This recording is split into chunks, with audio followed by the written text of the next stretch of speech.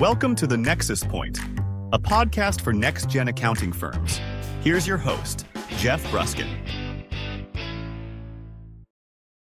Welcome, everybody, to the first episode of the Nexus Point podcast. I'm your host, Geoff Bruskin, founder of White Tiger Connections, and I have with me today Mr. Marc Howard. Marc, welcome to our episode. Hey, thanks for having me, Geoff. Appreciate you inviting me. Yeah, I'm so glad that you're here with us.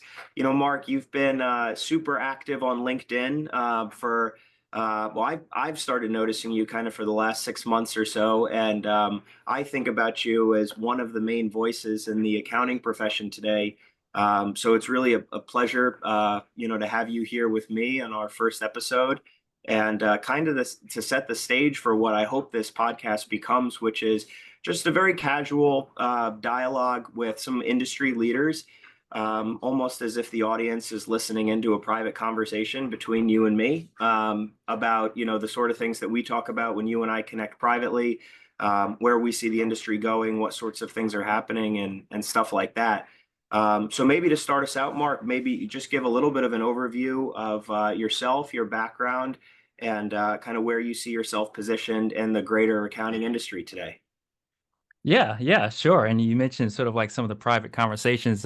So hopefully I don't give away two of the juicy bits that we kind of go into, but we'll see. Yeah, we'll see. Okay, well, hey, I guess we're gonna get juicy today. Let's do it. So my background, I started my career at Gartner, the management consulting company, and many years ago. And then I sort of had a love for the management consulting, the analytics department that I was a part of. So I went off and created my own advisory practice for several years. And it's funny. So my career basically started in professional services, and so after my advisory practices firm, I kind of got enamored with software, and I at that time I just said to myself, I just want to create more leverage in my life.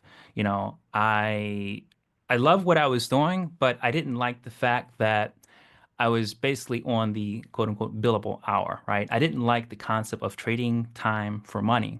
And I guess one expression I heard maybe before it was cool is sort of like, you know, build once, sell twice.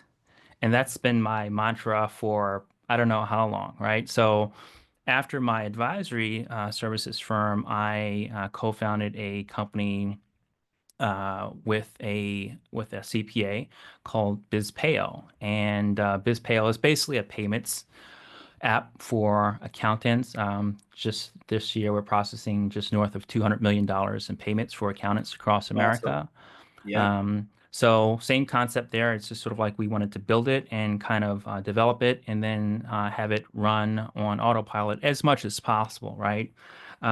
So there, I really kind of got really deep into the accounting world, just kind of seeing because we're watching payments come, thousands and thousands of payments come across our system, on a regular basis. We're looking at engagements come across, right? So we had a chance to sort of, Geoff, to see sort of like that inside baseball of, what's working versus what's not working, what sales are Yeah. closing versus what are not closing, who's able to charge $4,000 a month while another accountant is charging, maybe $800 a year for the same service, right? So we saw a lot of disparities, Geoff. And so at that point, my partner and I were like, well, and because we would get these conversations on the side, like, hey, Marc, can you kind of give me some feedback on sort of like the pricing, or do you have a template for this?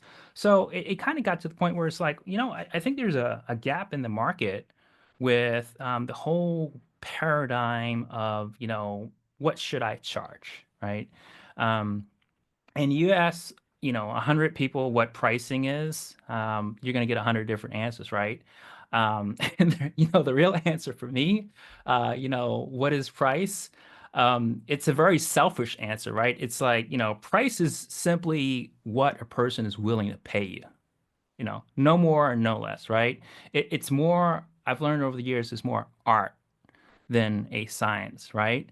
And I guess I don't know, I'm kind of more on the, I don't know if the older age goes these days, sort of like left-brained versus right-brained. I guess I'm more of a left brain person, but learning to appreciate more the right brain, right? So it's sort of like that art versus science paradigm. So yeah, so at that point, with all the data that was coming across our platform, I said, I just basically need to do something with this. So I started a company that developed into what I'm running now called Taxplow. And Taxplow basically solves two big problems, right? It helps accountants figure out what they should be charging and also to help close deals with what I call outcome driven pricing. And that's really sort of like how accountants can charge and command premium fees for the services without really changing anything, but it's all about how to actually pitch that offering to a client and lead with what's called outcomes. And we can talk about the details on that a little later. But yeah, Sure. so that Yeah. was TaxPlow. That was sort of so that's current that my current company where I'm spending most of my hours these days when I'm not playing around on LinkedIn. Um, and I guess more recently with all so I guess the most recent update is sort of like all this information and all this learning over the years. I just wanted to have some kind of way to channel it. And I kind of dabbled on LinkedIn over the years off and on, but I didn't really have a way to just kind of capture all that stuff. So I started a newsletter called Firmlever, and I'm basically it's sort of like a weekly newsletter, and I do blog posts on sort of what I'm finding, different stats, different metrics. Talk about all sorts of stuff, but it's just really kind of like a outlet for me to just get my thoughts out there, get feedback from a lot of great folks. I think I don't know if we met via my newsletter or LinkedIn, but I connect with a lot of great smart folks like you, and it's really helped expand my network. So yeah, so that's sort of like where I'm at right now. And I guess you can say how they say I guess in personal relationships you get that, what is it called, the 2 year itch, the 4 year itch. I forget which one it is, but it's like I have like this itch that I have to scratch every 2 or 3 years or so, and just always having to build something. So Yeah. yeah, I that get that's it. kind of my background, and sort of like where I'm at right now. That's awesome, Mark. So, yeah, really, really interesting to hear. I'm sure, for the listeners too, and for me, a little bit about your story. Um, I want to talk a little bit more about LinkedIn because all of us, we experience you on LinkedIn. You've got TaxPlow and you've got BizPayo that are running in the background. The kind of forward-facing aspect of your brand is very, we experience it through LinkedIn. So I'm curious, all of the content that you come up with that you post on LinkedIn, like today, I reshared something that were like, it was 20 stats about the accounting profession. Really interesting stuff. Any of them, one or two individually could be taken and long form content could be written about it. I thought really insightful for those of us who serve the CPA profession, and certainly for CPAs as well, to just get some of this data around what the profession looks like from a 50 or 100,000 foot view. How do you come up with the topics that you drill into? Yeah, that's a great question. And honestly, I don't really have any secret sauce to that, Jeff. A lot of times it's, I a while ago I don't know, I sort of read stuff on kind of like creating a content calendar and sort of planning things out. But I tried that, and honestly I failed. I think my best content comes sort of like day of. And that's a hard thing to do, particularly when you're busy. So sometimes I just go without, posting anything.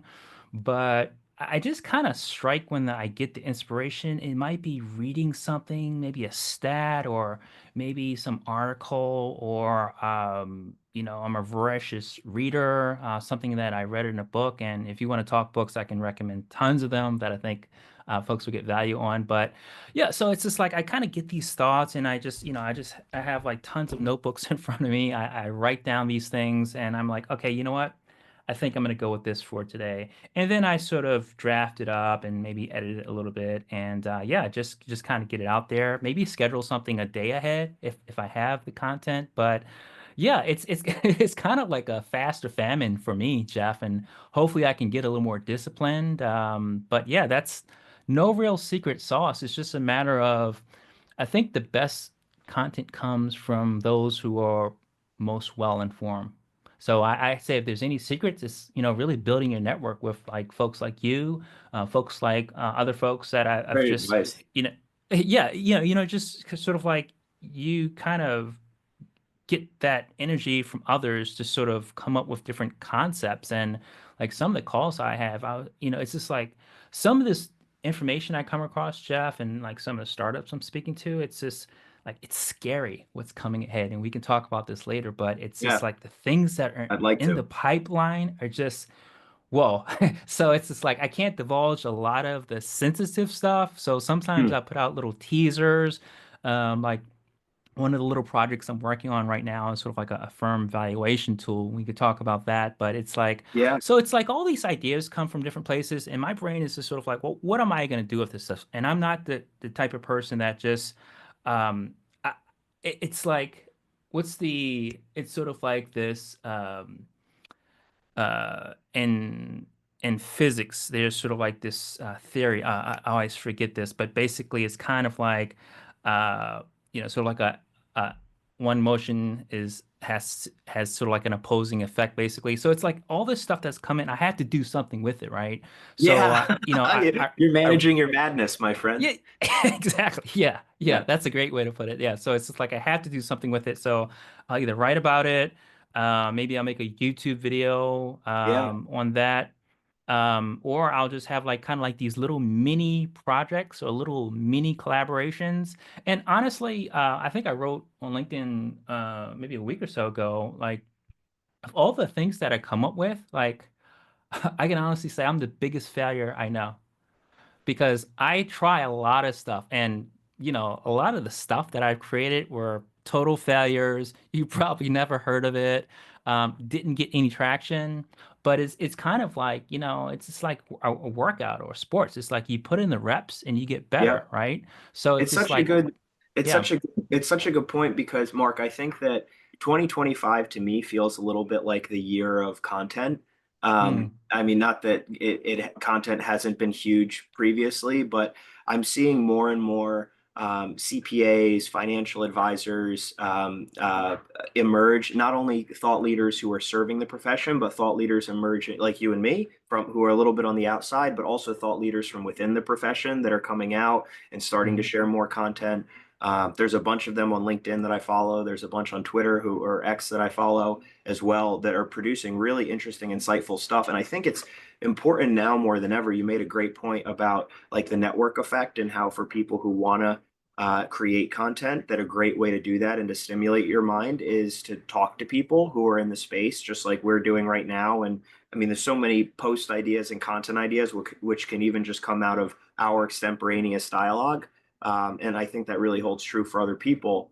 I think it's more important now than ever because, like you're alluding to, all of the stuff which is emerging, that's the next wave that's coming out. We have the opportunity to have more interconnection among all of us who are kind of at the top, who are talking about it, and more dissemination ability more rapidly to actually distribute all of these really powerful solutions into the market. So I think like this whole talking about the things that's happening is more important now than ever because for me a lot of my mission, and I think you resonate with this a lot, Mark, is giving people access to information that can then become actionable for them. And I want to pivot a little bit with that comment. What do you think are some of the most actionable strategies that people in the greater financial services profession, right? If we talk about public accounting, we talk about wealth management, we talk about venture capital, private equity, payroll, A&A services, like kind of the banking, all of the different financial services. What do you see, Mark, as some of the bleeding edge strategies, technologies, the nexus points in the profession that are kind of propelling us forward in 2025? Yeah, wow. I mean, that's such a broad question. I can see it along many different axes, right? It's sort of like one axis is sort of the um kind of like the process axis, like how do you get from point A to point B, right? Whether that's automation, whether that's AI, whether that's a new system that you're internalizing at your, wealth management or, CPA firm. Um, and then the other part is just sort of like I hate to kind of say, I don't like the word mindset, but it really is, right? Because it's more sort of like, there's like a softer side of things. Just like I said earlier, sort of like art versus science. There's also sort of like different ways that you can approach these processes, right? So like one of my adages is sort of like, you have to minimize the time between inspiration and action, right? And the more you do that, the more results I think you see, right? So I guess, maybe to Wow. answer that question is sort of like when you minimize the time between inspiration and action, you strike while the iron is hot. Um, and this is personal to me. I can't give advice to others, but I found that when I take action sooner rather than later, I'm one, more inspired. I'm two, also kind of like it's fresh on my mind. And I find it actually easier to do, but you know how it is, Jeff. You sort of like wait a day or a week or a couple weeks to go by. So things sort of, really get sort of stale. So, yeah, I think another thing I would just say is just have some sort of way to organize your thoughts, not just like a to-do list, but just sort of like some kind of way to organize. So for example, for me, I have note-taking apps. I'm kind of old school, honestly. It's the notebook for the most part. But when you start to organize your thoughts, that really helps you kind of prioritize. So the second part of that is also prioritizing, right? Sort of like where should you be spending your time, right? So if you're, one of four partners at an accounting firm, right? Should you really be doing the 1040 and 1120 S returns? Probably not, right? You should probably outsource or automate that in some capacity or have junior members take care of it. So um, I guess the best way I can answer this is something that I apply to my life, and it's sort of like before I go into any endeavor, I always ask myself, how does this task or job create or increase my leverage? So for me, it's all about leverage. Everything I do is about leverage, right? Like a conversation is about leverage. Building a company is about leverage. And my job in my life personally is I want to compound my leverage because, like I was saying in the very beginning, right? Build once, sell twice, right? So in another way, you can sort of build systems once. So you automate things, you can bring in AI, and that really frees up your time. It frees up your life. So I think a lot of these things I'm saying, Jeff, are, really transferable. We can kind of go into specifics for particular entities, but yeah, these are kind of like my highlights of how I go about it. I think one of the points that's the most interesting to me that you said, Mark, was about uh, to me it's thriving versus surviving, and we see Hmm. so much of that in the CPA profession, especially that so many CPAs are caught up in running their firm as opposed to Sure. being able to work on their firm, Yep. thinking about strategy, might be accessible to them, but how do they create the time, the spaciousness, the ability to execute on those strategies? That's one of the biggest challenges I think a lot of firm owners have Yep. in kind of more of the succession planning paradigm. Like I speak to a lot of firm owners in the CPA world who are 55 and older. They're thinking about kind of the last chapter, and they might be thinking about building something before they call it quits. So there's kind of that last hurrah, and their ability Mm. to build is directly correlated to creating that spaciousness in their lives. Yeah. And a little bit of a different challenge set, which maybe we can come to in a second for the younger generation, that's a little bit more privy to thinking and working inside of a strategic paradigm. But maybe we could take the older one first. What are some steps that you would suggest, just broadly speaking, again, to kind of the older generation that has like one more or two more like really strong pushes to create something dimensional for themselves before they call it quits? What are some strategies, rituals, things that they can take advantage of that you would suggest them to do so that they can create that spaciousness to then build that leverage in their businesses? Yeah, well, I think the question really is you have to start with the end game, right? Like what are you actually trying to solve for, right? Are you trying to exit at some point? Are you trying to sell your firm? Are you trying to increase more revenue? Are you trying to find the best talent? I guess for maybe older or more traditional firm owners, a lot of them are in the situation where, a lot of them have blinders on, right? They kind of see the day in and day out, and they don't really kind of get out there to see what else is going on, or maybe they're a little hesitant to try new things. I think it really boils down to kind of figuring out where you're trying to go, right? So, like I would recommend time boxing things, right? So it's just like, okay, if I want to say exit my firm or retire in, I don't know, 5 years, what do I need to do for the next, what are the milestones I need to do, basically? So the other thing about that is also trying to figure out ways to, I guess in this scenario, just make your life easier, right? So, does that mean bringing on better talent? Does that mean, getting a little more organized?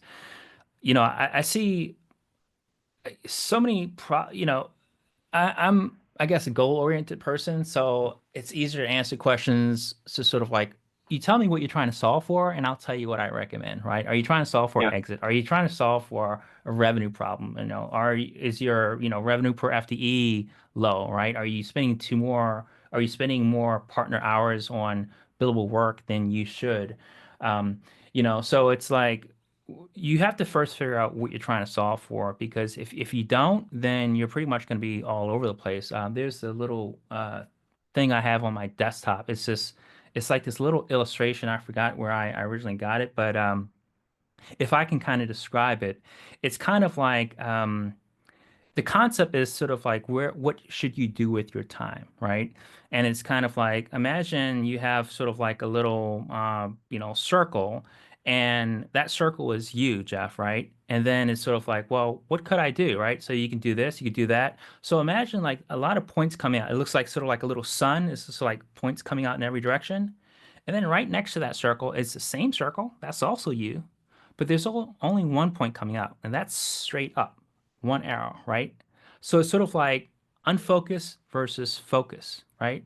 And you're going to find your most leverage in that focus point, right? So again, I'm not sure if that answers your question. I No, know I'm yeah, kind of all it's over the place, but no, and yeah. I'm giving you broad questions, so you're doing a great job. I think, it brings up a great point, which is having to meet people where they're at, and it makes it so hard to, thinking about what I want to achieve for our listeners. It is really value, which can be applied kind of regardless of where they are. People who are 65 and succession minded and in the CPA profession are going to have one set of obligation, or one set of intentions, right, in terms of what it is that they're trying to solve for. 55 and the same will have a different set of intentions and what they want to solve for. 45, 35, 25. And yet I think there are principles of what you're saying, kind of that the time boxing, the being really intentional, which makes a lot of sense. Let's talk a little bit about some of like the tools that are available, Mark, to people in the profession. I think about tools kind of in three buckets. I think about two kinds of growth, and then the third is efficiency, right? So you have Mm. organic growth, you have inorganic growth, and then you have process improvement and or efficiencies, which can include things like talent, technology, workflow optimization, and that can also, you can include that in the inorganic growth category as well. Organic growth, thinking more just about kind of like net new sales or cross-selling and improving top line revenue stream. So getting a little bit more concrete for our listeners, what do you see as some of the firms that are doing things most effectively across the spectrum of the options that are available to firms today? What are some of the things that stand out in your principal contacts? Yeah, I'm seeing a few great playbooks emerge. Maybe we'll just start one. The whole concept of offshoring or outsourcing, right? I'm seeing a growing amount of firms. I forget, and I think I just published a stat today. I forgot already, but a growing number of firms are basically offshoring, right? I mean, that's no surprise. A lot of firms have been there, done that. But I think this year, we're really hitting this inflection point because it's not only cost effective, but it just reduces stress overall, right? It's sort of like these a lot of tasks. So there's really two avenues, right? There's sort of like the offshoring and then there's the automation, right? So something you can't automate everything, but you can offshore a lot of these things. So when you do that, you're saving a lot of time. It's and I'm seeing sort of like offshoring in like different, whether it's India, Philippines, a lot of activity in South America right now, Colombia.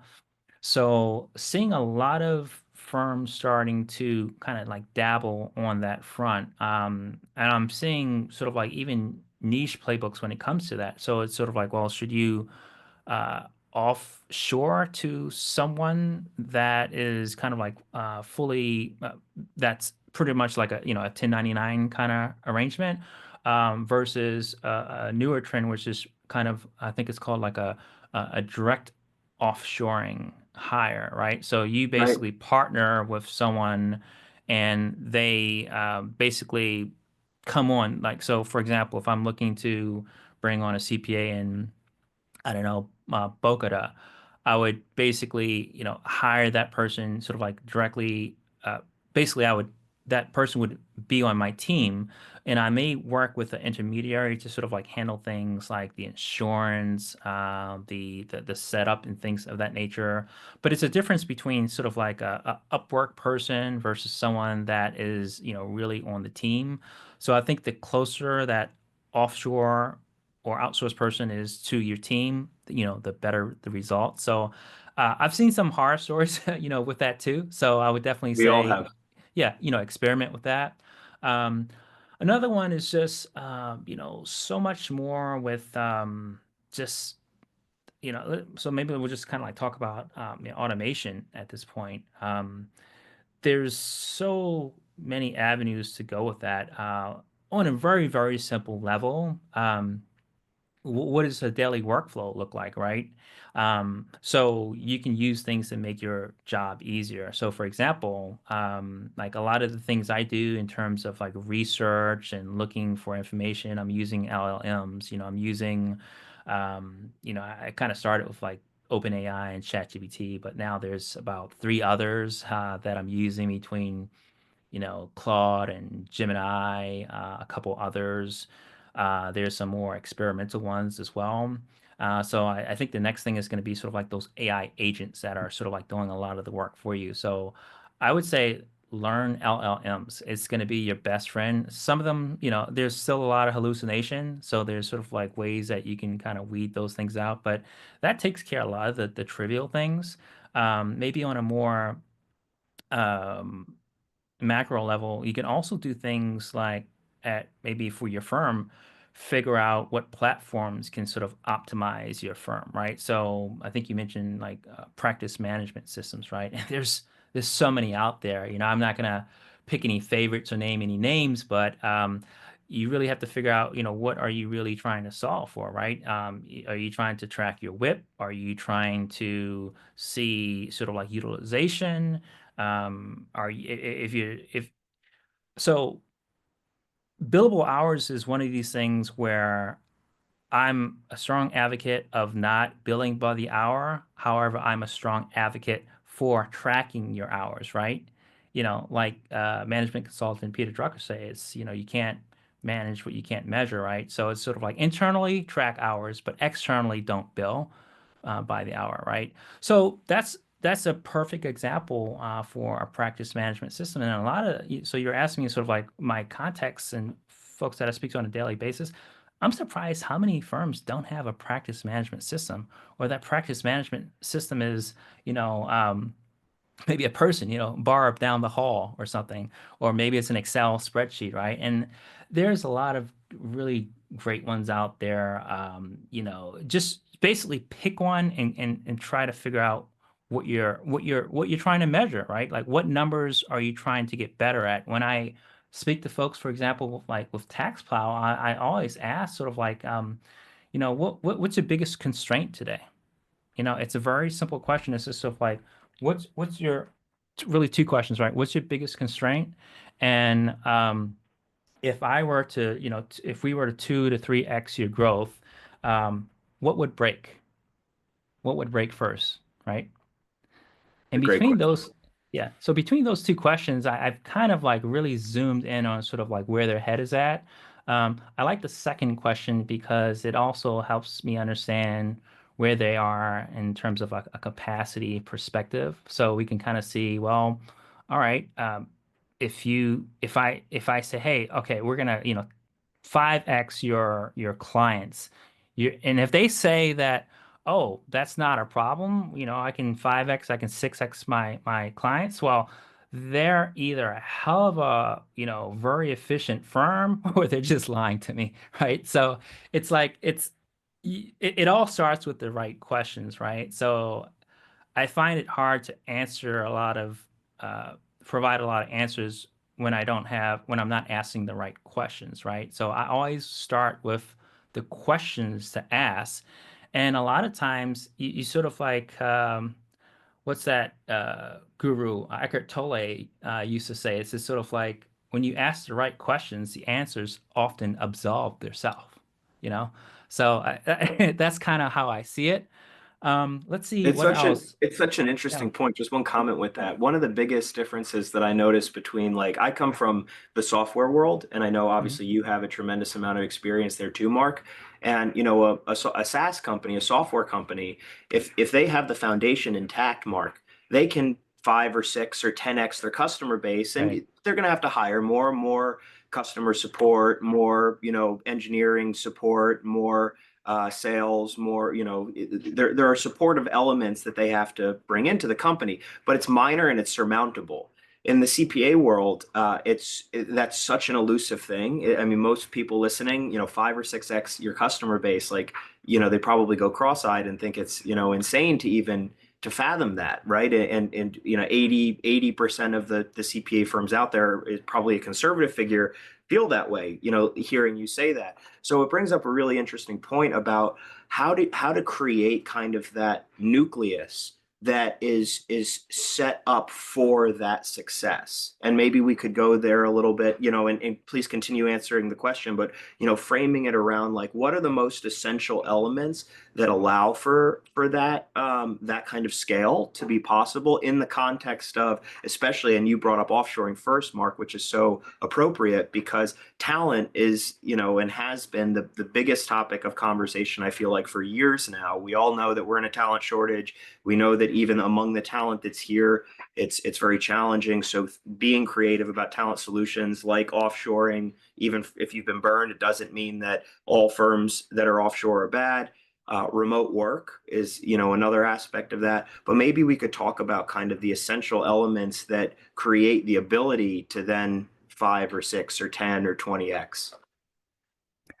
Yeah, and kind of like I said before, it really comes down to understanding your metrics, right? It's just like when I was saying, just sort of like what at what point does things break for you, right? So it's like, well, maybe you can scale in terms of X amount of clients, right? But you're not able to take on, Y number of new hires, right?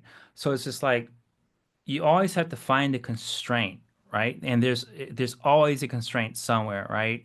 So it's just like if if you sort of have a dashboard, and this is kind of drills into sort of like my firm, valuation to it, sort of like if you understand what metrics to track, you can kind of not only track them but get better, but you can also start to benchmark against other firms, right?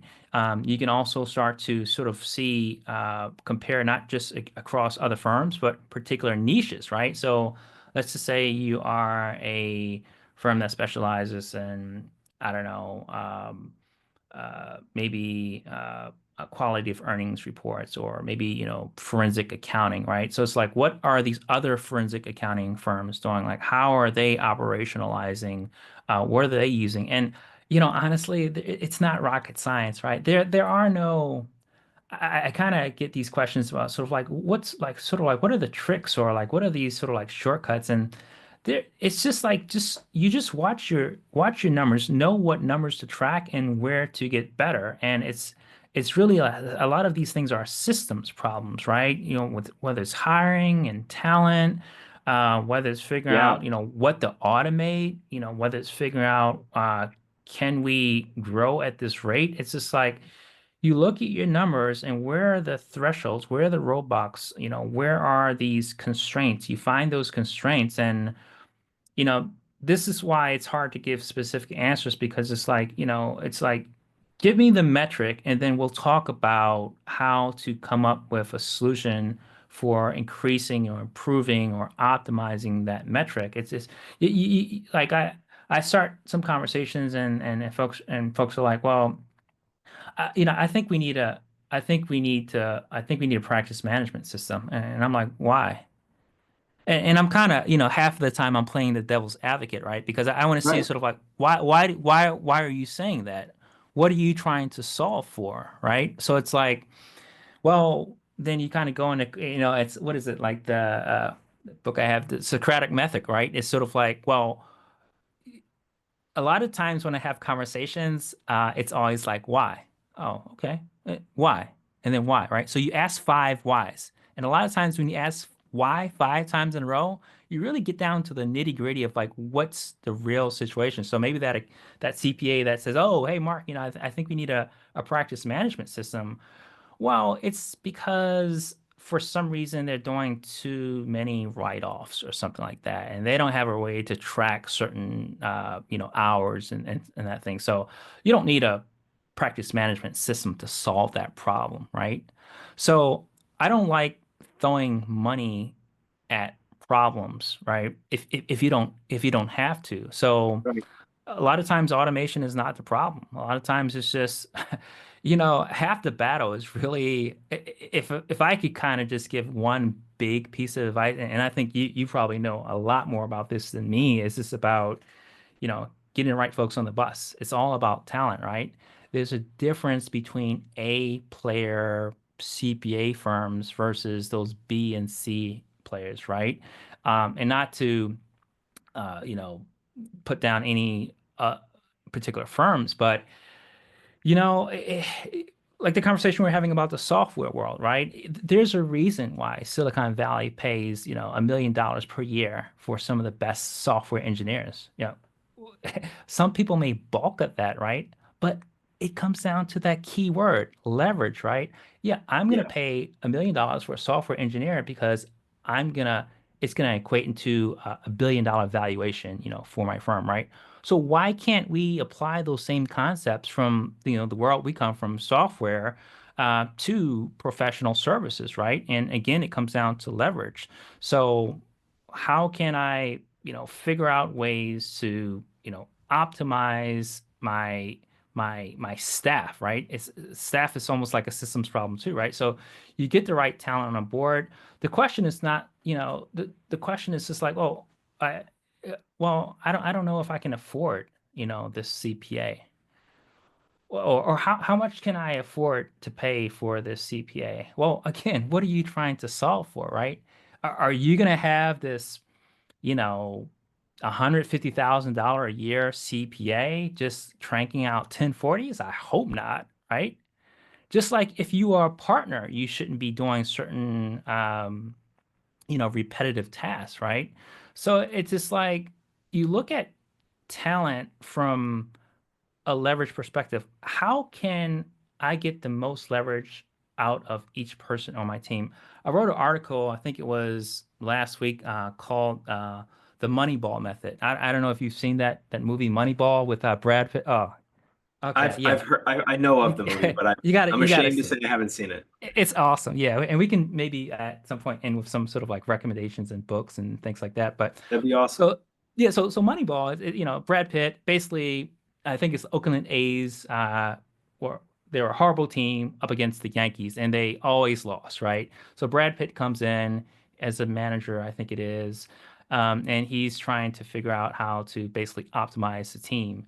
And before they were just sort of like trading, like, oh well, we can't afford this first baseman because he's too expensive, and so long and short, Brad Pitt met this. I guess you can call him kind of like this numbers guy, right? And he figured out that it all comes down to numbers, right? And I think the magic metric was, uh, I think it was like how many times on base per player, right? And that was the magic metric. So if you optimize for how many times each player gets on base, then that almost takes care of everything else. And it's almost overnight things started to get better because they were optimizing and shuffling around and hiring and firing based on that. It was none of these conversations, oh, well, oh, his girlfriend is yelling at him again. That was kind of like the old school way, right? So it's like they were running the team from an Excel document. It's pretty awesome, right? So same thing with an accounting firm, right? You watch your numbers, and so getting back to the article I wrote, is sort of like called the Moneyball method for niche accounting firms, and it's Yeah. all about taking the approach and finding out what metric you're trying to optimize for and doubling down on that bad boy. So yeah, that's kind of how I So see it. smart. So smart. Um, we would be remiss not to talk, Mark, about all of the roll-ups that are happening, all of private equity activity in the CPA accounting, wealth Hmm. management, greater financial services profession. The CPA firms are buying CPA firms, wealth management firms are buying CPA firms. And of course, there's technology and other kind of things which are being created to synergize and create more cohesion in between ancillary and interconnected spaces. Market's hot, right? And a lot of that I think is fueled by the people outside of the profession. In some Hmm. cases, like you and me, right? We didn't grow up as accountants, neither of us did, and yet here we are living in these waters. But there's so much money that's being deployed into the profession now. What do you think it kind of the future holds as far as private equity is concerned, as far as like outside money coming into the profession is concerned? Yeah, you know, private equity is not a new thing. It was something that it really heated up in the 80s and the 90s, sort of like doubling down. The accounting industry has always been one of these industries that really weren't touched by private equity until relatively recently. Um, and that's because, and I don't know why it didn't happen before, but accounting firms, I think when the analysis were done, it was like, well, these are not only some of the most profitable kinds of companies, but they're very stable. Like if you look at sort of like the average, client turnover, a lot of accounting firms, they have customers for 7 or 10 years, right? So it's an amazing investment on so many different metrics. So the question is, well, what's the opportunity? So it and can I just as a private equity or another larger firm, if I were to inject capital into say a smaller or niche firm, what does that really mean for me? So the playbook has become, well, hey, we're gonna take a firm, and private equity, they want to basically flip it in what five 3 to 5 or 6 years or so. But that's the expectation to be able to flip it to something bigger. Like for example, with Citron Cooperman, where it was basically what was it New Mountain Capital? I think it was basically injected capital into Citron, and then basically they were able to something crazy, just the revenue, just I think it was just over like 3 or 5 fold over the last few years, and then eventually we saw the notice last week that it was acquired by Blackstone Group for what, about a $2 billion deal, and that was sort of like the first quote unquote major exit, right? Um, I think the same thing is going to happen soon with another firm, Isaac Ampner, more than likely. But we'll kind of see how that plays out. But yeah, so the what I'm seeing is just it's become a fascinating way to sort of um, de-risk a private equity portfolio, right? It's all about risk, right? So if I can get in bed with accounting firms, well, lower the risk, and I can figure out sort of how to flip that later. So it just becomes sort of like the perfect synergy, and like a lot, we're seeing a lot more deals. I was tracking about like over 130 or so deals just in 2024 alone, which is just skyrocketed. I just released a sheet on my website on sort of like the major deals and sort of like the acquisitions, and it's just I'm seeing like these little trends, Jeff. I'm just seeing a few things. I'm seeing a lot of like hyper specialization, right? So, for example, acquiring niche firms for maybe like kind of like like a roll up. I'm seeing so like maybe cannabis firms, crypto firms, right? Um, uh, I'm also seeing a lot with if these private equity firms can buy these niche firms, well, how do they eventually unload those? So you can inject more capital. Another play is kind of like the whole platform play, right? So you sort of you start with a particular firm, you inject capital, and then you have that firm acquire other firms, and you're basically backing capital on that platform firm. So it gets bigger through that method as well. So yeah, I'm just seeing like so many different plays. I don't pretend to be an expert in this. It's not my background. I'm just kind of fascinated by the deals, that are flowing. Where is it going to go? I think that there are going to be a lot more niche acquisitions, and these are the things that I'm tracking now, Jeff. Like I'm really I'm obsessed with niche firms these days. I really think this is going to be the future. I really think that. A lot of accounting firms out there are commoditizing themselves, right? And then you have other firms that think that, oh, well, I can lead by just uh, becoming the lowest cost out there, right? You see that whole bench fiasco, right? Where they just, oh, well, hey, Crazy. it's super cheap for bookkeeping. And then one night you get a notice like, oh, by the way, we're shutting down like right now. Right? So it's just like so there's so many things to watch out for.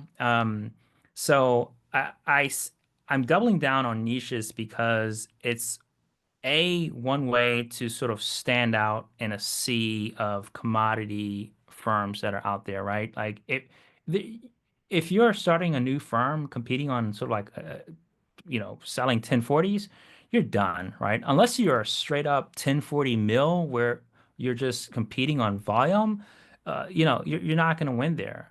Just a standard bookkeeping firm, who do you do your books for? Oh, everyone, or small businesses. Sure, there's a lot of people that do that, and I respect that. But if I'm running a SaaS company, I'm not going to hire just a CPA. I'm going to hire a firm that specializes in SaaS, companies, right? And probably in my revenue range as well. That if I'm looking to exit, then maybe someone that has a specialization in exit strategies as well, right? So I see niches not just in terms of the specialties, but also the services stack, right? So, like I was mentioning before, maybe you can be a forensic accountant in the real estate investment sector, right? So now you're combining a niche sector with a niche services stack, and that's really juicy, right? So, I was talking to um, one company that's in stealth, and we were talking about like scary things that are going on. uh, there's going to be some massive acquisitions at play. And I think what's going to happen is there are going to be firms that are not like acquiring a firm is going to become an old playbook. The new playbook is not just acquiring, but sort of like making kind of like more of a partnership, right? And being able to customize software within that particular niche, right? Um, Not going to go too deep into that, but there's something, there's a lot of stuff that I'm seeing out there, a lot of plays that are coming online. I think 2025 is just going to be the year of the niche firm. So I guess my takeaway from from this big ramble, Jeff, is that you know, there's nothing wrong with a general services firm if if your net revenue, your revenue per FTE, if those numbers stack up, there's no need to rock the boat per se.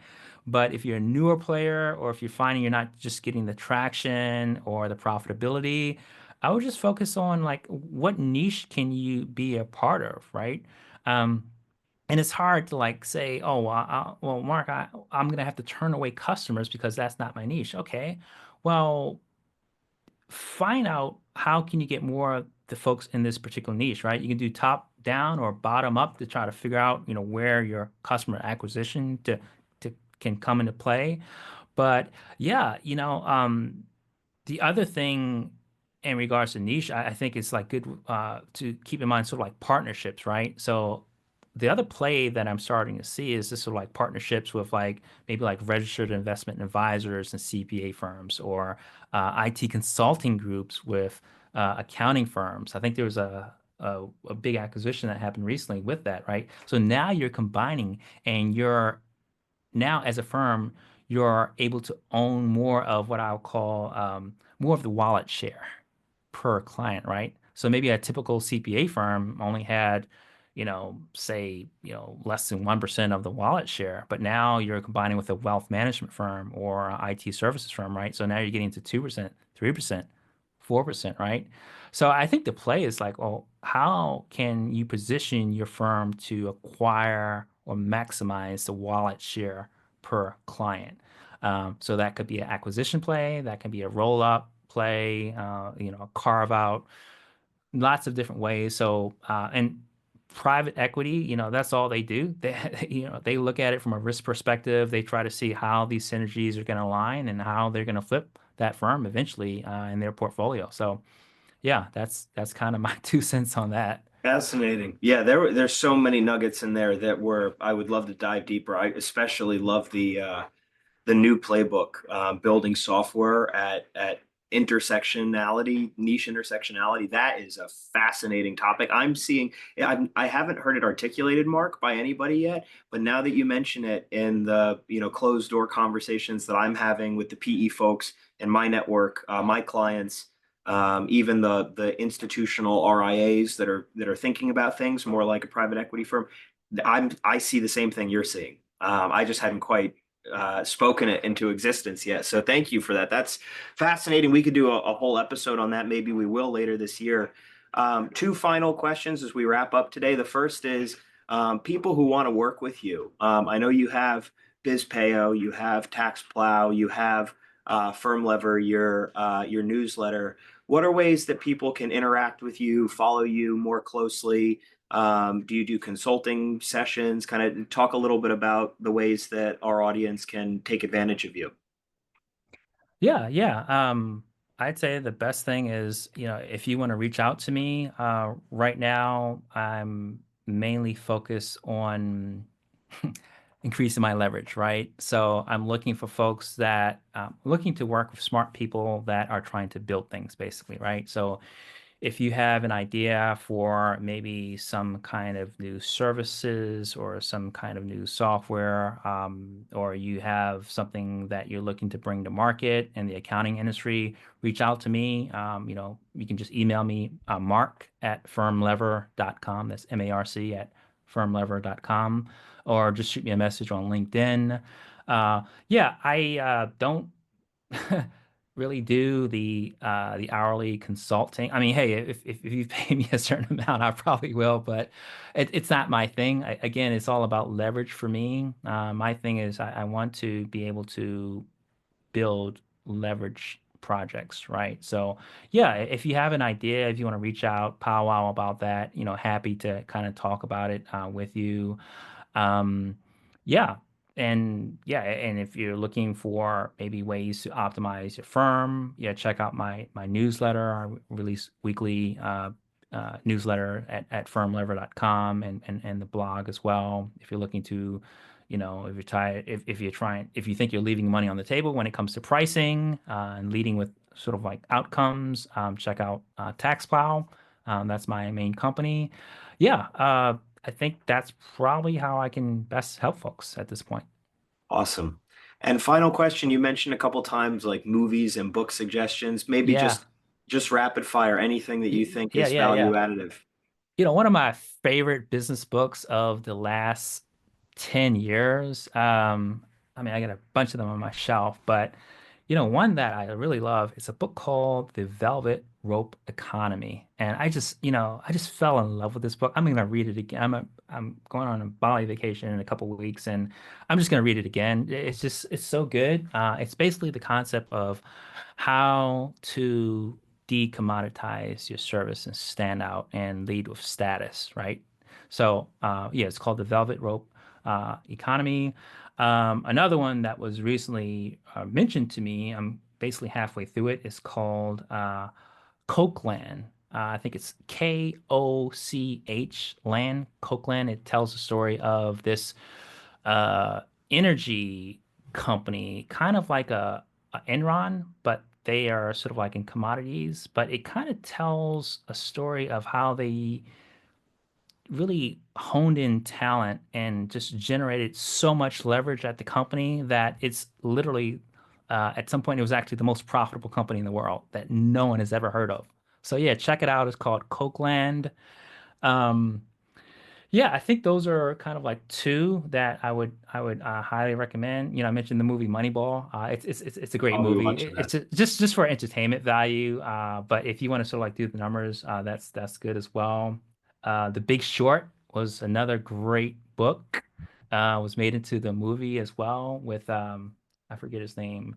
But yeah, so The Big Short is another one. But yeah, and if you want to just reach out and just ask for some, recommendations on what to read, happy to recommend it. Maybe I should do a post on sort of like my faves and just That'd be put awesome. that out I'll there. share it. Yeah. I'll Okay, share it. cool. Well, Appreciate Mark, this that. has been great. Yeah, thank you so much for your time. Super valuable for me. I know it is for our listeners too. And I look forward to having you on again. Maybe 3 to 6 months down the road, we could do another episode. That sounds great. Looking forward. And thanks for having me on, Geoff. Awesome, Mark. Thanks, guys. Thanks for listening to The Nexus Point, a podcast for next-gen accounting firms. If you enjoyed this episode, don't forget to subscribe and share this podcast with your friends. See you on the next one.